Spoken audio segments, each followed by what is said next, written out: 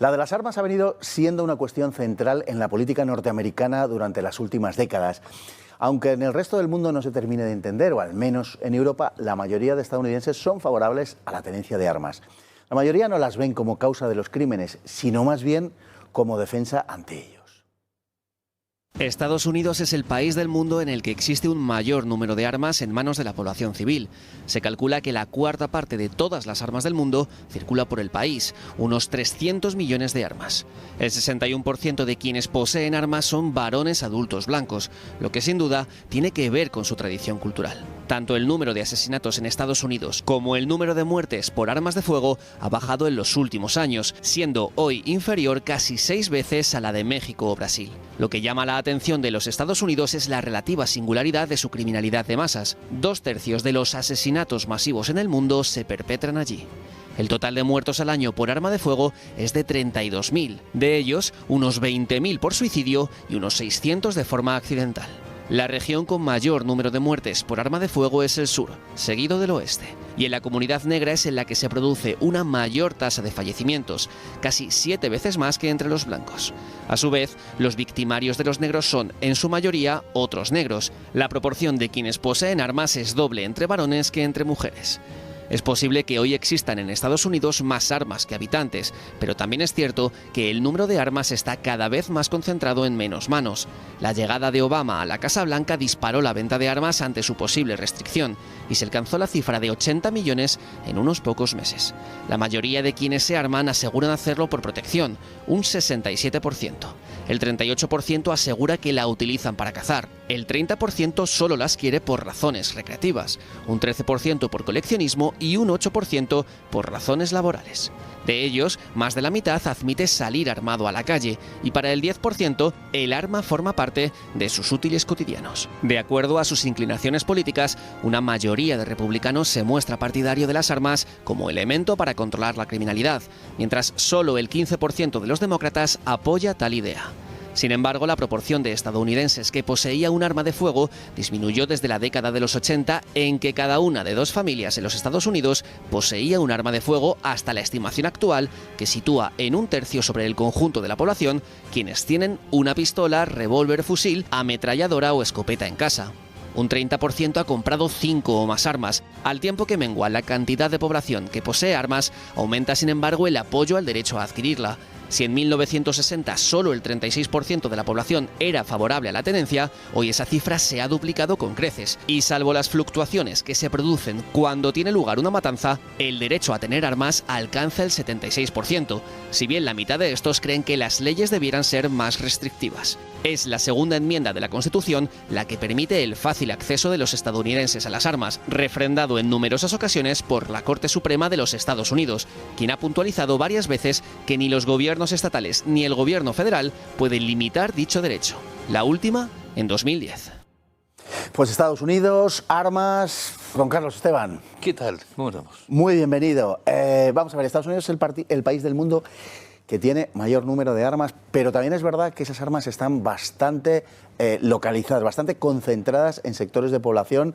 Quiero decir que no todo el mundo tiene armas, pero hay mucha gente que tiene muchas armas, o hay una parte de gente que tiene muchas armas. Yo he echado de menos una cosa en el vídeo, que se ha hablado de defensa frente a la inseguridad ciudadana o la caza y tal. Me parece que hay algo muy importante, que es qué razón hubo para poner la segunda enmienda. Y cómo es el país que se fundó cuando se fundó Estados Unidos. Eso es muy importante, por eso que decías tú antes de las razones culturales.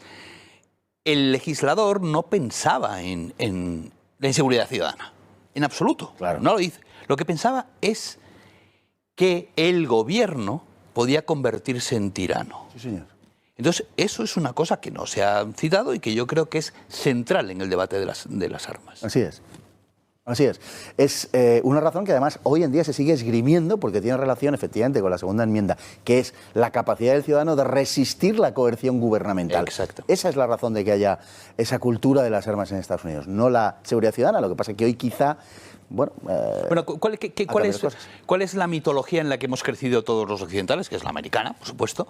Es la mitología del oeste. ¿Qué es el oeste? El oeste es, tenemos espacio gigantesco que tenemos que colonizar. Y ahí, pues, mira, las instituciones se van fraguando poco a poco, pero el primero que llega es el colono. Y luego ya llegará el sheriff y tal, pero lo primero es que estoy yo, claro, y el vecino que se me puede llevar todos mi rebaño, por eso de los cowboys y tal, y yo lo que necesito es defenderme, porque además, como las distancias son tan brutales en Estados Unidos, pues yo puedo llamar a la policía, puedo fiarme plenamente de la policía, pero entre que llega aquí ya se ha acabado el asunto. Sí, sí, así es.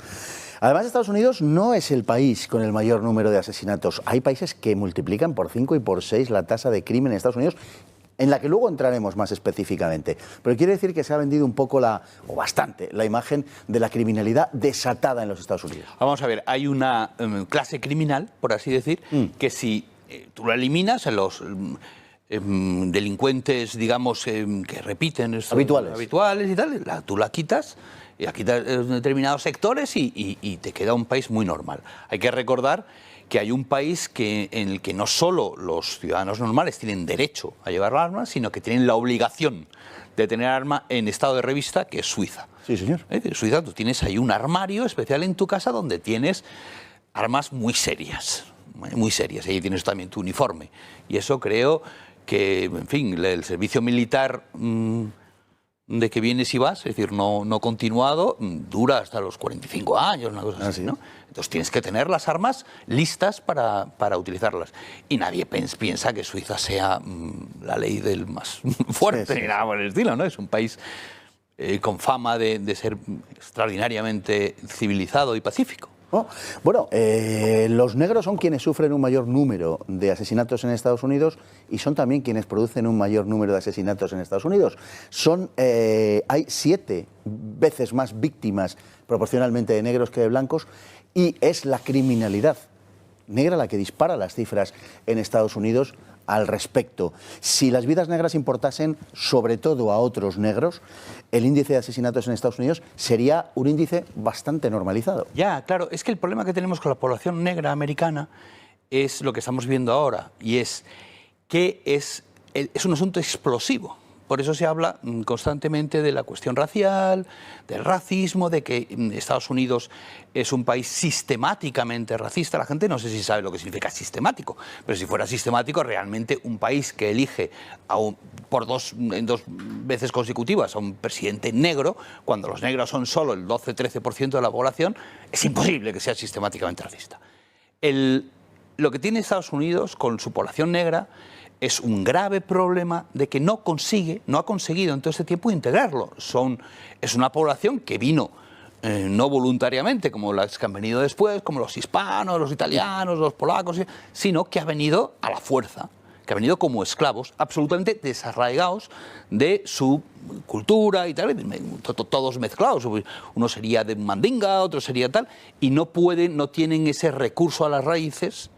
Porque desde luego cuando un negro americano se va a África, lo primero que nota es, yo no tengo nada que ver con esto. Y lo han intentado varios y yo no soy esto, evidentemente. Porque ni siquiera sabes de dónde has venido concretamente, de dónde has venido tú. Wow. Entonces, esta población que se ha traído a la fuerza, se le dio la libertad después de la guerra de secesión y no se sabe qué hacer con ella, no se sabe cómo integrarla, no se está integrando. Se ha intentado todo. Y esto que cuentas de la relativa mayor violencia es uno de los muchísimos ejemplos de estas patologías que sale de una población, pues eso, traída a la fuerza y no integrada.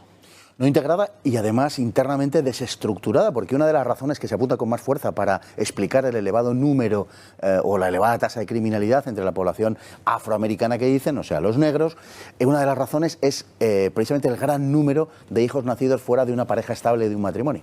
Sí, vamos a ver, hay una cosa que es la ley de consecuencias no pretendidas, ¿vale? Es decir, lo que estropeó fundamentalmente lo que podríamos llamar la familia negra fue la guerra contra la pobreza de Johnson, ¿vale?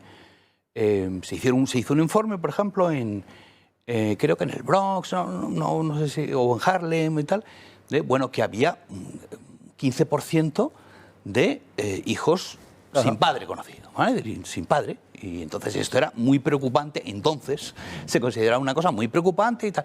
Y empezaron una serie de paquetes de medidas para ayudar a las mujeres que estaban. ¿Qué pasó? Que ahora nos encontramos en esa misma zona que ya no es el 15%, sino el 80%. Es decir, una enorme mayoría de negros que nacen en estos momentos, nacen sin idea misma de la idea del concepto del padre. Es que no, lo normal es que ni yo ni mis amigos sepamos lo que es un padre. Claro, eso educativamente, criarte en eso, como tú necesitas esa figura, la figura del padre y tal, lo normal es que ese vacío te lo llene la banda. Claro. Claro, ya entras en una dinámica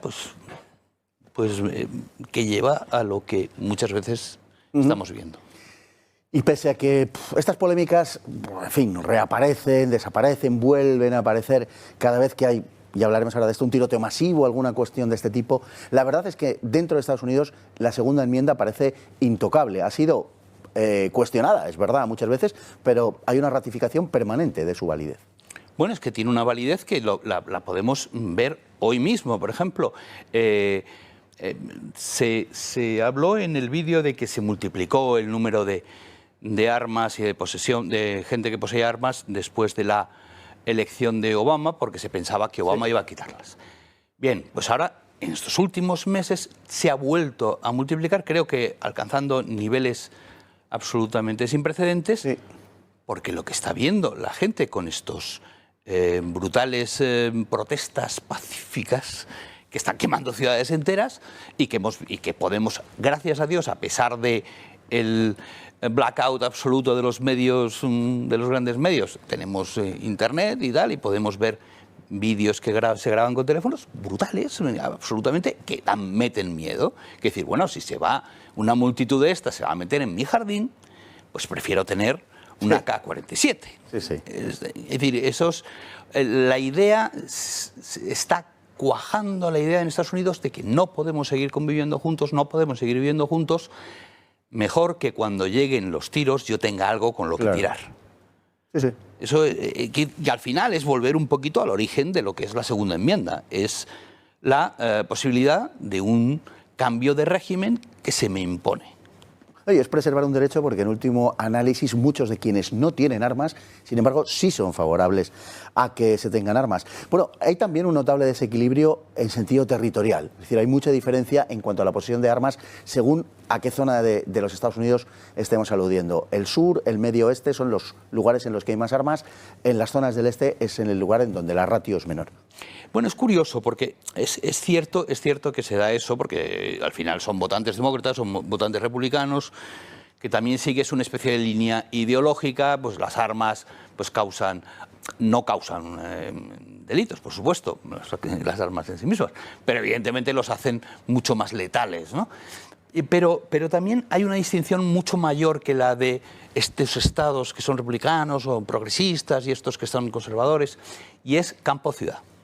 Esa es muy importante. Sí, sin duda. Es muy importante porque te vas a Vermont o te vas al típico estado muy de izquierdas, muy progre, y te vas a las pequeñas ciudades y ahí sigue respetándose mucho este tema.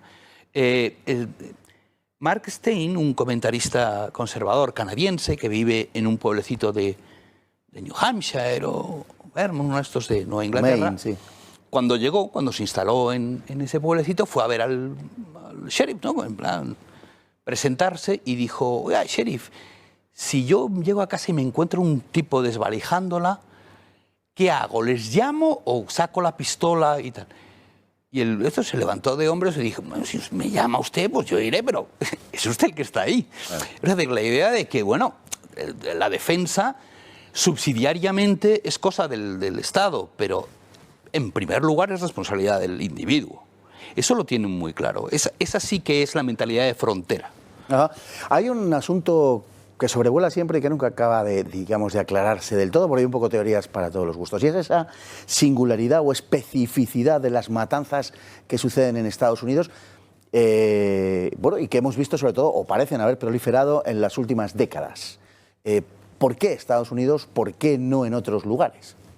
Bueno, evidentemente con las armas, un loco, por ejemplo, que tenemos aquí, el de la katana, ¿no? El de la katana. Pues imagínate que en vez de una katana, pues tiene un rifle ametrallador. Pues evidentemente el alcance es mayor.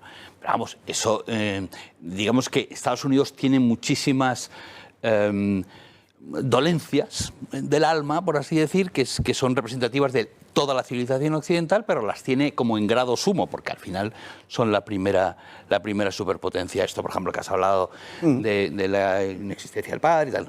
Todo esto lo unes a que yo puedo tener en el cajón una pistola, es diferente que si no la tengo. Es decir, pero también conviene recordar que el último genocidio real que tuvimos en el mundo fueron los hutus con machetes, matando a 1 millón de tutsis con machetes. Es decir, ahí ni armas ni historias.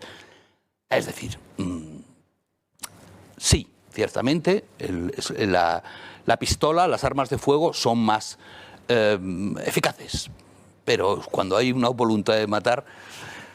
Pero hablábamos de Suiza antes, y en Suiza no sucede este fenómeno. Exacto, en Suiza no sucede este fenómeno. ¿Por qué en Suiza no...? Hombre, vamos a ver, hay una cosa que está clara, y es que Estados Unidos es una sociedad violenta.